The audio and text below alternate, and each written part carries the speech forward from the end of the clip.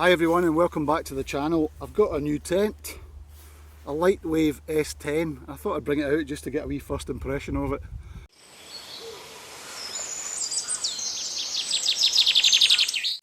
I should say it's not mine, I haven't bought it. David, thank you very much for this, much appreciated. I've been looking to try one of these for a while and it's greatly appreciated that you took the time to bring it over and drop it off for me, so thanks again. 1.1 kilos on the scales this morning.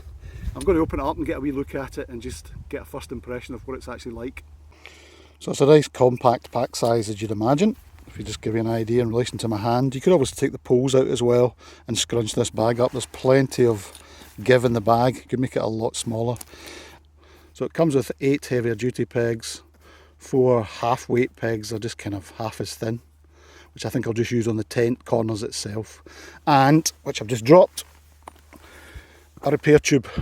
So as you may or may not know, this is a single skin tent, it's a hybrid. So single skin over the main fly, then there's a dividing wall of normal breathable polyester, easy for you to say, and then the vestibule itself, which will come out the front, which will be in sil nylon, I believe. So just 2 crossover DAC NSL Featherlight green poles. Luckily it's quite a small footprint because there is sheep waste everywhere. One of the most immediate improvements I've noticed is this sleeve. This, I think, is sil nylon. Whatever it is, it slides much more easily than my previous version, the S15, which was always a bit of a bugbear for me. It was very hard to get the poles through.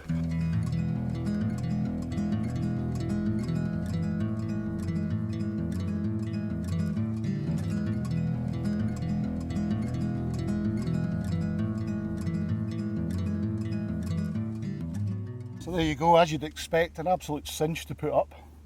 There's only one tent effectively, there's no inner, there's no outer, it's just one piece. So yeah, really quick. I do notice the main fly sheet area, the breathable stuff, is thinner than my old S15. So this thing is more designed around getting your pack weight down, but nevertheless feels very robust. One thing I would say about the back of it is that's maybe a wee bit more vulnerable to the wind, just because it presents a far higher side profile, not so wind cheating. So I guess you want to put it end on, or maybe even from the vestibule end possibly. Another good feature actually is it has a 2-way zip, so you can vent it easier for cooking or just condensation control. They didn't have that in the original S15, that's good, I'm glad to see that's been taken on. It just rolls back to 2 elastic tie backs, which are nice and positive, won't come undone in the rain or the wind. And the other thing I've noticed actually is this door. There's a lot more mesh at the top than my original S15. There's a good, probably half the door is now no-seam bug mesh. Yeah, the door opens a long way, which is good. Everything is much thinner materials all round, I've noticed. And it's not a criticism, it's obviously really designed more for backpacking than the old one, I would say, which was slightly more robust. In the vestibule area, again, smaller than the S15, unsurprisingly. That's a 20 litre low alpine pack. And as you can see, yeah, you will fit, once you've emptied your pack, you'll fit in there, or alternatively put it under your head, under your mat. So on the inside of the main sleeping area, you've got this carbon infused printed coating as it soaks up moisture. At the molecular state holds it, and you'll notice that when it is actually damp in here, it roughens up and it lifts out, but it holds the water from dripping and then allows it eventually, depending on the conditions, to transfer through the outer shell. Internally, organisation wise, you've got these corner pockets which are relatively deep actually, so yeah, although I'm not that keen on this kind of profile because things can drop out, they're actually pretty deep, so they'll take most things without causing any real hassle. There's one on the left end. If I swing it round, there's also one at the right end. Whew, it really is hot. I don't know how well you can see me here, but I'm sitting without a mat at the moment on the centre point of the tent, and my head is just rubbing. It's not an awful lot higher than my Rab Summit Extreme in actual fact. It's just about the same. And the internal floor space is perfectly adequate for most size mats. And the good thing is also that the floor is, you can use it either direction. It's exactly the same dimensions. On the ceiling you've got a wee lamp hanging point, just a wee elastic which will take a lantern or whatever. This, as I said before, doesn't have the crossing pole, so you're definitely more limited on your headroom. For instance, you'll notice if you're sitting cooking or whatever, your head will come back and touch the fly sheet much more easily than the S15, but you are saving the weight. So it really is a bit minimalist. Try to save as much weight but keep as much strength. Still an island vestibule, so remember this bit doesn't breathe and will drip water as normal. Yeah, it's just sufficient. It literally is just enough room to cook. I think you might actually have to just I would have to tuck the inner back a wee bit. I think, as I said to you before, one welcome thing in here, because it's a very warm tent, you can now vent it from the top. So the inner length is adequate as well. That's my head right at the top here. And my feet probably have about another 1.5 feet. So again, just to show you, my feet are at the bottom of the tent. And hopefully you can see this, that's how much space I've got above me. So there's no real shortage in length, it's fine. And the door design, as I said before, much more mesh in here, but I cannot believe how hot it is at the moment in here. So you probably do need it. I'd imagine it's perfectly adequate in the winter as well. I had a concern about maybe wanting to close that, but I'm not too sure now actually. I think actually it's probably fine.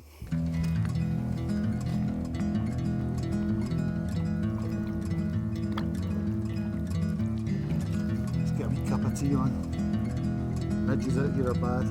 It's just gone very, very still. Flies and edges everywhere. Oh, goodness me.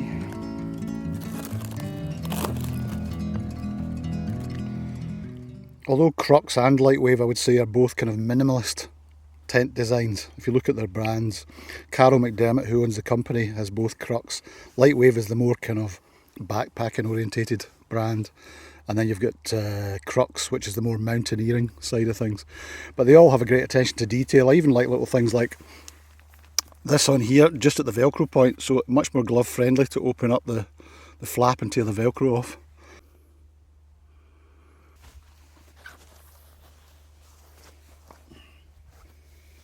You're going to have to pull the inner back, I think, to get a wee bit more height.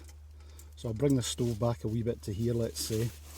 I'll just hold it with my feet just now. Whoa, so that is hot. You just have to be very careful when cooking inside here. A lot of heat in a very small area and a lot of fumes. So I would really look at opening this window, I think, if I was cooking. I would only do this as a last resort. So I'm going to turn this off now. I don't want to burn David's tent down. So there you go, that's my first impressions of the Lightwave S10 Sigma. Yeah, it's just over 1 kilo, which is a good weight for backpacking. It has just about enough room inside. I'm not so keen on the slight lack of headroom and the way the wall comes in at the back. A crossing pole on the S15 makes a big difference in that respect. The inner vestibule is just enough to store gear, but cooking's a wee bit marginal, as I said. The rectangular inner is perfectly well sized, that's good, and a nice floor space, that's alright. The door has a nice wide opening, which is great. I might like to have seen this panel here closed completely, but that might be overkill because it is a very warm tent. Well made as always, kind of minimalist is the way Lightwave go. But yeah, I think we'll get out, we'll get it another shot, we'll try it out in the wilds and see how we get on with it overnight, and that will also allow me to test the condensation control.